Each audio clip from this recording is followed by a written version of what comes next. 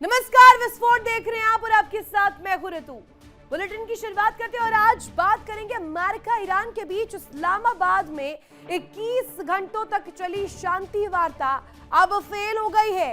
दुनिया की नजर में आतंकिस्तान बना पाकिस्तान। जमीन पर इस नतीजे ने यह साबित कर दिया है कि ईरान को मानना या उसे मनाना अमेरिका और पाकिस्तान के बस की बात नहीं है। वहीं इस कूटनीतिक प्रयास के विफल होने के साथ ही पश्चिम एशिया में संकट गहराने की संभावना बढ़ गई है। ईरान और इजराइल के बीच कुछ दिनों के लिए रुका महायुद्ध अब फिर से शुरू होता हुआ नजर आ रहा है। अब इस बात से इनकार भी नहीं किया जा सकता कि अमेरिका इजराइल एक बार फिर से आक्रामक रुख अपनाने जा रहे हैं। इसका प्रमाण आपको उपराष्ट्रपति जेडी वेंस के उस बयान से भी मिल जाएगा, जब बैठक खत्म होने के बाद उन्होंने साफ क्लियर शब्दों में कहा कि वार्ता फेल होना ईरान के लिए सबसे बुरी खबर है। माने तो सीधे शब्दों में उन्होंने कहा हो कि खुद को शांति के दूत बताने वाले ट्रंप और उनके शरण में फल फूल रहा पाकिस्तान का जमीन अब शांति ने वहां पर दम तोड़ दिया है और फिर से एटम बम चलने की बारी आ गई है। इस बीच एक बड़ी खबर भी सामने आ रही है, बड़ी जानकारी भी आपके सामने रख देते हैं। वार्ता फेल होने के बाद ईरान की बड़ी धमकी सामने आई है। वार्ता फेल होने के बाद ये धमकी भरे लहजे में यहां पर रुख साफ आया है।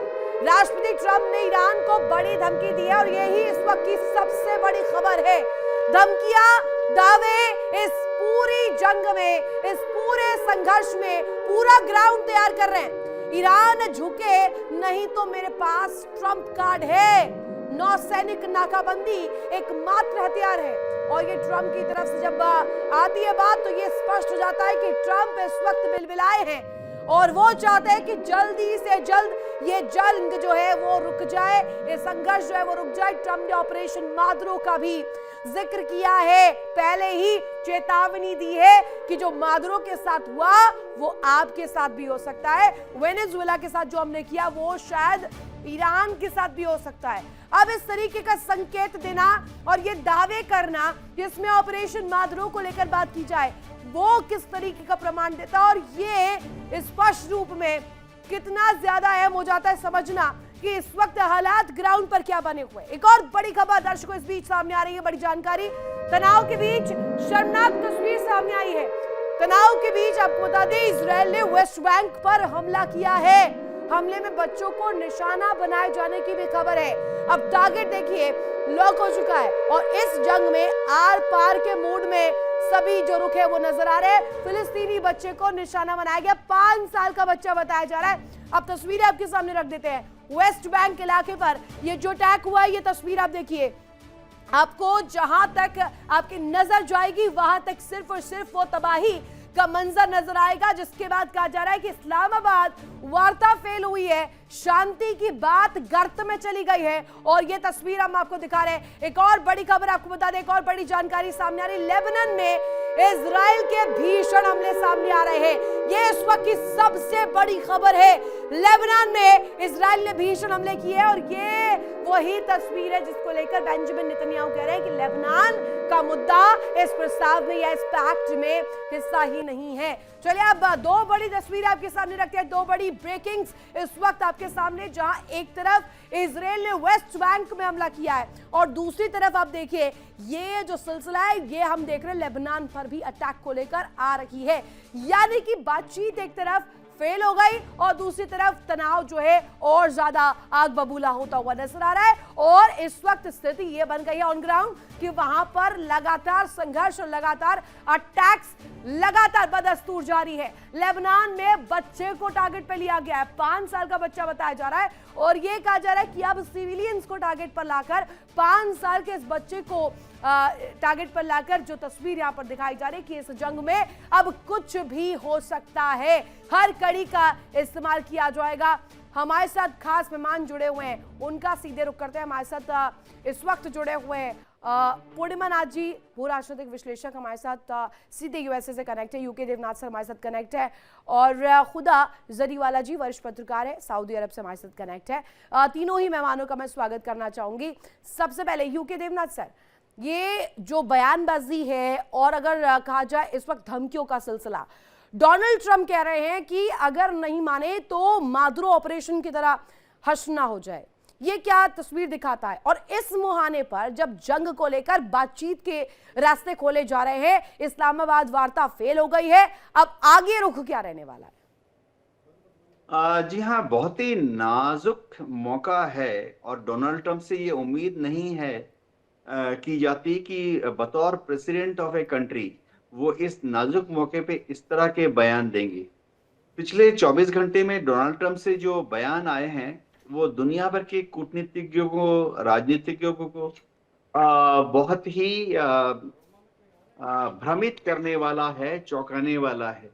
हो ये रहा है कि डोनाल्ड ट्रंप को इस तरह के बयान देने चाहिए जिससे कि पीस प्रोसेस को बढ़ावा मिले, जिससे कि एक पॉजिटिव माहौल क्रिएट हो और माहौल ऐसा हो जिसमें ईरान का जो रिप्रेजेंटेटिव आया है वो भी आगे बढ़कर युद्ध को कैसे रोका जाए इसके बारे में छोटे छोटे पॉइंट डिस्कस करे, सॉल्यूशन फाइंड करे। लेकिन अगर इसी तरह से बयान डोनाल्ड ट्रंप से आते रहे तो जो थोड़ी बहुत उम्मीद है कि अगले 10 दिन में सब कुछ ठीक ठाक होने का जो चांस है वो भी भाप बन जाएगा, आसमान में उड़ जाएगा। जी यूके देवनाथ सर, आपने एकदम राइटली यहाँ पर रखा है। हुदा जी का भी एक बार रुक करना चाहूंगी। हुदा जी, आप क्या समझ रही हैं? ये अभी तक बात सीज फायर को लेकर हो रही थी, सीज फायर हो चुका है और हम आगे अब बातचीत के जरिए इस पूरे मसले को सुलझाना चाह रहे हैं। लेकिन अगर करंट सिचुएशन देखें तो ईरान टू अमेरिका भी तनाव ही तनाव है। एक तनाव जो डोनाल्ड ट्रंप अपने देश के भीतर चाहे पॉलिटिकली देखे वो झेल रहे हैं और डिप्लोमेटिकली देख रहे हैं वो भी झेल रहे हैं। दूसरी तरफ ईरान में या फिर लेबनान में हम देखें, बारूद अभी भी बरस ही रहा है ना। जी बिल्कुल। इजराइल और अमेरिका कभी भी अपनी बातचीत पे कायम नहीं रहते। ये इस वॉर में सारी दुनिया ने देख लिया है। इजराइल का जो एक ढांचा उन्होंने बनाया हुआ था जिसमें पिछले 78 ईयर्स से ऑलमोस्ट अपना एक वो जाइनिस्ट वाली जो तरीकेकार है वो चला रहे थे, जिसमें वो कोई भी अगर इजराइल के खिलाफ बोल दे तो उसको एंटी सेमेटिक बोल दिया जाता था। उनका वो जो रूप है दुनिया में वो भी ध्वस्त हो चुका है। सारी दुनिया ने देख लिया कि इजराइल किस तरह से वॉर क्राइम्स फलस्तीन में तो 2 साल से करता आ रहा है, वैसे लॉजिकली तो वो 70 साल से करता आ रहा है, लेकिन इस दफा वो हद से ज्यादा गुजर चुका है। इस वॉर में भी जब सीज फायर का 2 दिन पहले जो एक्चुअल अनाउंसमेंट हुआ था जिसपे कुछ घंटों के अंदर ही 100 से ज्यादा मिसाइल्स लेबनान पे उन्होंने मारा था, साउथ लेबनान पे। और उनका जो अटैक है, टारगेट ऑडियंस है वो सिर्फ सिविलियंस होते हैं, कोई अटैक का रीजन नहीं है। इस जो सीज फायर टॉक्स है उसमें भी माना जा रहा था कि इजराइल की तरफ से अमेरिका तो बात कर ही रहा है, लेकिन अब इजराइल अमेरिका के लिए भी नासुर बन चुका है। ये वॉर कभी से भी एज सच अमेरिका का इतना नहीं था जितना इजराइल का था वो, लेकिन अब अमेरिका के पास भी कोई एग्जिट स्ट्रेटेजी बची नहीं है। ये जो टॉक्स की जरूरत है अमेरिका को और इजराइल को ज्यादा थी। Israel through America and America of course on the table जो बैठा था ईरान से ज्यादा थी, क्योंकि ईरान तो अपने जवाबी कार्रवाई पिछले 40 दिनों में कर ही रहा है। ईरान की अमेरिका इस पक्ष में कि वो क्विट कर दे और इस जंग से पीछा छुड़ा ले। पूर्णिमा नाथ जी, इस पर आपका जवाब। आपकी आवाज ठीक तरह नहीं सुना। आप ये कह रहे हो कि मेरी आवाज नहीं आ रही है? आपको मेरी हाँ आवाज? जी, हाँ जी। मेरा सवाल हाँ आपसे ये है पूर्णिमा नाथ जी, अभी तक बातें या दावे या जो इस वक्त बयान सामने आ रहे हैं that creates the ground of this situation, but अगर हम अभी की सिचुएशन देखें तो अभी तो इस्लामाबाद वाली टॉक्स वो फेल हो चुकी हैं। अभी की सच्चाई यही है और आगे का जो रुख है उसको लेकर ये बात हो रही है कि एक एग्जिट प्लान के लिए डोनाल्ड ट्रंप अग्रसर थे, वो भी अब फेल हो गया है कहीं ना कहीं। देखिए, मैं पहले दिन से कह रही ये जो पीस टॉक की जो बहाना बना रहे थे ना, ये होने नहीं वाला था। ये हमें समझ में आ रहा था बिकॉज जो शर्त रखी गई थी कोई एक्सेप्ट नहीं करने वाला था, first of all. Second of all, जहाँ पे वो कर रहे थे वो it was a buying time for president Trump also. At the same time वो कह रहे थे कि वहाँ पे पीस टॉक हो रहा है, वो यहाँ पे एडिशनल ट्रूप भेजे जा रहे थे। आप मुझे बताइए, अगर कोई भी पीस टॉक और निगोशिएशन के लिए सीरियस है वो दो दो बार बॉम्बिंग करते, नहीं करते ना। वो भी नेगोशिएशन में बैठे हुए थे ना। This is a basic diplomacy. अगर आप बोल रहे हो कि डिप्लोमेटिक एंगेजमेंट में आप हो, तो you are not going to bomb anybody, you are not going to target anybody, kill anybody, kidnap anybody, और वो उसके लिए प्रेशर डालने के लिए आप एडिशनल ट्रूप नहीं भेजोगे। तो ये हमेशा से फार्स था eight the end of the day. So president Trump और अमेरिका ने जो किया, ये पर इस पहली बार ड्रामा, नहीं। ये आप इसे ड्रामा कह सकते हैं कि अगर ड्रामा भी ये कर रहे ड्रामा थे है, तो एब्सोल्युटली ड्रामा ड्रामा। किया क्यों है? टाइम बाय करना था। एक तो टाइम बाय करना था, दूसरा था यहाँ पे नैरेटिव को शेप करने का जरूरत था। यहाँ पे internally this is first time ऐसे हुआ है कि प्रेसिडेंट कोई भी प्रेसिडेंशियल वॉर के लिए जो उन्होंने ना अपनी अमेरिकन से राय ली, ना इंटरनेशनल एलाई से राय ली। तो ये पहले दिन से ही एक बहुत बड़ा पंगा बन गया था प्रेसिडेंट ट्रम्प के लिए। उनको लगा था 3-4 दिन एट द मैक्सिमम वहाँ पे ईरान में वो लिटरली लीडरशिप को हटाने के बाद वो कैपिचुलेट कर जाएंगे, लेकिन हुआ नहीं है। Venezuela model is failed over year. Literally Iran अभी यूज कर रहे हैं ना कि आप लीबिया मॉडल हमारे ऊपर लागू करने वाले हो। There is no doubt about it, this is exactly what America wanted. और अमेरिका को चाहिए कि वो हमें समझना चाहिए at the end of the day it's not about removing. नहीं तो इसे ऐसे नहीं लिया जाना चाहिए क्योंकि देवनाथ सर, इसे ऐसे ना ले हम कि जो एक बात रखी जा रही थी कि ईरान भी रेडी है बातचीत के लिए, अमेरिका भी रेडी है बातचीत के लिए, ये भी चला हुआ था। क्योंकि ये भी कहा जा रहा था कि अंदर खाने ईरानी प्रतिनिधि जो है वो नहीं पहुंच रहे हैं, इसको लेकर के लास्ट मोमेंट तक खबर नहीं थी कि ईरानी रिप्रेजेंटेशन पहुंचा या नहीं पहुंचा है पाकिस्तान इस्लामाबाद। अब अगर वो पहुंचे भी हैं and if the talks also being held, but सवाल यही इस बीच में कि आखिर पेंच फंसा कहां? क्या सच में न्यूक्लियर प्रोग्राम पर ही बात अटक गई? रितु, ये जिस तरह भी आप देखिए, जब भी इस तरह की इंटरनेशनल बातें होती हैं डिप्लोमेसी की, जब भी 10 पॉइंट इधर से 15 पॉइंट उधर से आते हैं, तो सही तरीका ये होता है कि सबसे पहले जो छोटे छोटे पॉइंट होते हैं जो कि आसानी से अगले 1-2 दिन में आप कंट्रोल कर सकते हो, उनको डिस्कस किया जाता है, उनका सोल्यूशन निकाला जाता है। हाँ। ईरान ने जो पॉइंट्स रखे थे, काफी छोटे छोटे 1-2 पॉइंट उसमें थे, जो कि ईरान ने कहा मान लो तो वो स्ट्रेट ऑफ हॉर्मुज खोल देगा। हाँ। जैसे कि मैं बता रहा हूं, ईरान ने कहा कि इजराइल जो है वो हिजबुल्लाह पर हमले बंद कर दे, और जैसे ही इजराइल हिजबुल्लाह पर हमले बंद कर देगा, चलो कुछ घंटों के लिए, कुछ दिनों के लिए टेम्पररी, तो फिर ईरान तैयार हो गया था कि स्ट्रेट ऑफ हॉर्मुज खोल देगा। स्ट्रेट ऑफ हॉर्मुज खोलने से ही दुनिया भर में इस वक्त जो पेट्रोल, डीजल, कच्चे तेल की, केरोसिन की कमी है, वो काबू में आ जाता, खासतौर से एशियन कंट्रीज में। लेकिन हुआ क्या कि अमेरिका ने सबसे जो मुश्किल, सबसे जटिल जो और सबसे भयंकर जो पॉइंट था, उसको ही नंबर 1 पॉइंट करके आगे बढ़ा दिया कि ईरान भविष्य में न्यूक्लियर बॉम्ब नहीं बनाएगा। ईरान 400 किलो जो यूरेनियम है। एक सवाल, जहांगीर जी ने ज्वाइन कर लिया है मुझे पाकिस्तान से, बहुत स्वागत आपका भी। सवाल मेरा आपसे बहुत क्लियर है कि negotiations, compromises and all the aspects इस वॉर में अगर हम देखें और इस्लामाबाद टॉक्स में हम देखें, इन तमाम कड़ियों को आप कैसे देख रहे हैं? ये जंग जीत गया ईरान, ये वाला सवाल उठ ही क्यों रहा है? क्योंकि अभी तक ये भूमिका बनाई जा रही थी कि इस्लामाबाद में बातचीत हो जाएगी और सीज फायर तो क्योंकि हो गया है तो अब आगे हम परमानेंट सॉल्यूशन की ओर अग्रसर हो रहे हैं, बट ये तो बैक टू स्क्वायर हो चुका है। जहांगीर जी। जी, सबसे पहले तो मेरी तरफ से अस्सलाम वालेकुम और नमस्ते तो ऑल व्यूअर इंडिया डेली। अच्छा, सुनिएगा, मेरे जो है सीनियर साहब कह रहे थे, बिल्कुल वजह फरमा रहे थे।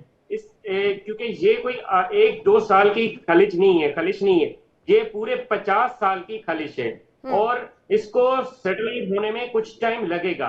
और इसमें सिर्फ ना कि ईरान और इजराइल या अमेरिका का है बेनिफिट, बल्कि पूरी यूरोप का, क्योंकि यूरोप का सारा 90% जो ऑयल है वो यहाँ से दे दिया। जहांगीर जी, आपको क्रेडिट दे दिया। मैं यहाँ पर ऑन एयर नेशनल टेलीविजन पर कह रही हूँ, you should be acknowledged for this. ठीक है, आप लोगों ने कोशिश की, प्रयास किया, that is taken, that part is okay, but आगे ये हल क्यों नहीं निकल पाया? पेच फंसा कहां? That's my question. देखें, मैं उसी पॉइंट पे आ रहा था। देखें, ये कोई एक दिन की खलिश नहीं है। जैसे देखें, जेडी वेंस ने कहा कि हमने अपनी सारे मुद्दे रख दिए हैं, अब ईरान का है। अब ईरान की अगर जो मामला है वो ना जो है पासदारान इनकलाब के पास खुली है, ना पार्लियामेंट के पास है, ना उनके जो है सदर के पास हैं। तो ये सारी चीजें उन्होंने टाइम मांगा है। जितनी मेरी नॉलेज है, उन्होंने सिर्फ टाइम गेन किया हुदा है जी, कि आपको हम लग रहा है अभी ऐसा कुछ? हुदा जी, इस पर एक जवाब जी दीजिएगा। मैं सुन पा रही हूँ। डोनाल्ड ट्रंप जी और सुन पा रही हूँ। इजराइल वार्ता को लेकर के दोनों के अलग अलग पक्ष थे। इजराइल कह रहा था हमें मालूम भी नहीं है इस वार्ता को लेकर। इन सेकेंडली अमेरिका, डोनाल्ड ट्रंप अपने रिप्रेजेंटेटिव भेजता है इस्लामाबाद, लेकिन वो फेल हो जाता है। जेडी वेंस कह रहे हैं कि ये चीजें सॉर्टेबल नहीं, और अगर ऐसे ही रही तो आगे और भी ज्यादा घातक होगी। लेकिन पाकिस्तान का ये कॉल है कि मीडिएशंस विल टेक टाइम। जी, जिस तरह से ये नेगोशिएशंस हुई हैं, ऑब्वियसली इंटेंट ईरान की तरफ से सही था, जो मीडिएटर मुल्क है पाकिस्तान की तरफ से वो भी सही था, लेकिन कहीं ना कहीं अमेरिका कभी सही इंटेंशन से आया ही नहीं था। Let's be clear about this कि ईरान जो अपनी अस्तित्व की लड़ाई लड़ रहा है, या जितनी जवाबी कार्रवाई वो शुरू दिन से कर रहा है, उससे त्रस्त हो चुका था अमेरिका। अमेरिका की जो इंटरनल ट्रम्प की रेटिंग है वो हद से ज्यादा लो हो चुकी थी। सारी दुनिया में कहीं ना कहीं नैरेटिव सेट हो चुका था कि ईरान फिलहाल इस वॉर में, वॉर ऑफ नैरेटिव, वो जीत चुका है। और हमें अभी भी आपने जो उनका सिंबलिज्म देखा कि एयरक्राफ्ट जब उनकी तरफ से आता है तो उसमें 168 बच्चियां, जो उसका एयरक्राफ्ट का नाम ही मिना 168 रखा गया है, तो वो सिंबलिज्म बहुत मायने रखता है। दूसरी तरफ और ये बात बिल्कुल गलत है बाय द वे कि इजराइल बातचीत में नहीं था। अमेरिका इजराइल की तरफ से ही बातचीत कर रहा था, और ये जो वॉर है जो इजराइल अब तक सस्टेन कर भी पा रहा है, तो वो सिर्फ अमेरिका के कंधे पे बंदूक रख के चला रहा है। अगर आज अमेरिका अपना सपोर्ट पुल बैक कर ले, इजराइल ये वॉर कुछ चंद दिन भी सस्टेन नहीं कर सकता। तो इजराइल की जो गीदड़ भद्दियां हैं वो हमें शुरू दिन से नजर आ रही हैं। जाहिर सी बात है कि अब तो वो अमेरिका के भी कंट्रोल में नहीं रहा, और अब इस स्टेज पे बातचीत पहुंच गई है दिलचस्प कि कड़ी पूरी खोल दी दुनिया आपने इससे इम्पैक्ट हो कि रही है। इजराइल अमेरिका के ही हाथों में नहीं है, कंट्रोल में नहीं है। ये वाला बिल्कुल नहीं बहुत है। बहुत इंपॉर्टेंट पॉइंट आपने बोला। जहांगीर जी भी इस बिल्कुल पर नहीं है, बिकॉज अमेरिका, ऐसा लग रहा है कि अमेरिका फर्स्ट नहीं, अब इजराइल फर्स्ट ही है। ईरान ने भी कहा कि हमें प्रॉब्लम इस बात से है कि इजराइल फर्स्ट नहीं हो सकता। अभी मैं इस वक्त सऊदी अरेबिया से आपसे लाइव जुड़ी हुई हूँ। यहाँ पे मिडिल ईस्ट का जो सूरत हाल है, अमेरिका के ऊपर जो ट्रस्ट हुआ करता था, खासतौर से सऊदी को जो ट्रस्ट हुआ करता था, किस तरह की वाहियात भाषा का इस्तेमाल करके जो एमबीएस के लिए, मोहम्मद बिन सलमान के लिए जो ट्रंप ने अल्फाज यूज किए थे, जिसके वेरी नेक्स्ट डे एमबीएस ने वो एयरक्राफ्ट की तस्वीर दुनिया के आगे रख दी थी कि इस तरीके से ईरान आके आपके एयरक्राफ्ट यहाँ पे अटैक कर रहा है। तो और अब जो स्ट्रेटेजिक टॉक है, ये जो तो आगे की बहुत बातचीत है, वो अब रशिया इस के साथ जंग की जा में रही है। आदत सी पड़ गई है सभी लोगों को। डोनाल्ड ट्रंप के इस तरीके के बयान वो हर दिन आ रहे हैं मैम। नेटो के लिए अलग, अलग अलग देशों के लिए अलग, एंड अब तो गाली गलौज पर भी उतर गए हैं। ये तो हम देख ही रहे हैं। एक बड़ी खबर आ रही है, वापस अपने मेहमानों का इसके बाद रुख करूंगी। तनाव के बीच नेतन्याहू का बड़ा बयान आया है। 6 देशों के खतरों को पार किया है, अभी और भी बहुत कुछ करना बाकी है। मिडिल ईस्ट का मैप दिखाते हुए नेतन्याहू ने यह बयान दिया है, और बाकायदे यहाँ पर पिक्चोरिकल जो एक रिप्रेजेंटेशन है वो भी दिया है। और इसी को लेकर मेरा सवाल पूर्णिमा नाथ जी, 6 देशों के खतरों को पार कर लिया है, नेतन्याहू का ये कॉल है, और आगे तनाव के बीच अगर ये बयान नेतन्याहू का सामने आता है, वो कह रहे हैं अभी हमारे जो है इंटेंशंस और हमारी डेस्टिनेशन अभी बहुत आगे है, ये समअप नहीं है, ये अंत नहीं है, आगे आने वाले समय में और भी बड़ा होने वाला है। क्या बड़ा होने वाला है? देखिए, नेतन्याहू का जो करप्शन केस चल रहा है with in his own country, वो अभी गेनिंग अटेंशन एज वेल। ऊपर से यहाँ पे आपने अगर देखा होगा पिछले 2 साल से एटलीस्ट एट द मिनिमम, यहाँ पे जो पैलेस्टाइन की जो ऊपर जो थोड़ा सा सिंपैथी बढ़ा हुआ है। और आपने देखा होगा कुछ दिन पहले यहाँ पे टकर कार्लसन हो, जो रोगन हो, एलेक्स जोन्स हो, मार्जरी टेलर ग्रीन हो, literally all of them are they're talking about certain things. I'll tell you what, October 2023 की जो अटैक हुआ था, हमास की अटैक हुई थी, उसके बाद में आप मेरे यूट्यूब में भी जाके देखोगे, आप देखेंगे मैं वहां पे बोल रही हूँ, स्पेसिफिकली बोल रही हूँ हम लोग इसराइल के साथ है, ठीक है। लेकिन उसके बाद जो हुआ वो कंटिन्यूअस एक जेनोसाइडल कॉल जो हुआ उसके बारे में लोगों को पता चली है, ठीक है। अब टकर कार्लसन ने स्पेसिफिकली दो इंटरव्यू की आप बात कर रही हो कि हमारे यहाँ पे सेनेटर टेड क्रूज है, उन्होंने स्पेसिफिकली टकर कार्लसन को बोला है मेरा फर्स्ट ड्यूटी था इजराइल के लिए लड़ना। भाई आप अमेरिका की सेनेटर हो कि इजराइल की सेनेटर हो? That's one question. सेकंड, आपको मैं इजराइल के अभी जो एम्बेसडर है हमारी Mike Huckabee, he is a Christian Zionist, okay. मेरे हिसाब से he is the first Christian who actually went as an ambassador in Israel. ये उनकी जो इंटरव्यू है स्पेसिफिकली टकर कार्लसन के साथ, उन्होंने स्पेसिफिकली ये बताया कि वो लिटरली पूरा ले लिया जगह। मेरा सवाल इस बीच में इजराइल ये का है, उस पे कोई अभी फर्क- अगर मध्यस्थता को लेकर बात हो रही है, आपने तमाम डिप्लोमेसी को जो अमेरिका के भीतर चल रही है वो भी आपने बहुत अच्छे से समझाया यहाँ पर, लेकिन मेरे को ये जानना है कि एक ऐसा देश जो पाकिस्तान है, जो खुद त्रस्त है, अब मैं पाकिस्तान वाले सवाल पे आ रही हूँ क्योंकि ये अभी वर्तमान समय में चीजें चल रही हैं और जो टॉक्स को लेकर बात हो रही है वो भी इस्लामाबाद में हो रही है। That's why I am questioning on this. मेरा सवाल ये है कि पाकिस्तान क्यों, खाड़ी के और देश क्यों नहीं मीडिएशन करवा पा रहे हैं, या फिर सुन ही अमेरिका पाकिस्तान के रहे हैं क्योंकि वहीं पर चल पाती है, वहीं दाल गल पा रही है। डोनाल्ड ट्रंप की बात मैं आपको क्या बोलूं, वो लिटरली फ्यू इयर्स एगो उन्होंने स्पेसिफिकली ट्विटर में लिखा हुआ था पाकिस्तान 33 बिलियन हमसे लिया है, उन्होंने हमसे हमारे लिए क्या किया। देखिए इंडिया डेली 24/7 अब आपकी स्मार्ट टीवी पर। इंडिया डेली मौजूद है सभी डिजिटल प्लेटफॉर्म पर लाइव और लगातार। इंडिया डेली 24/7 हर दिन राष्ट्र को समर्पित।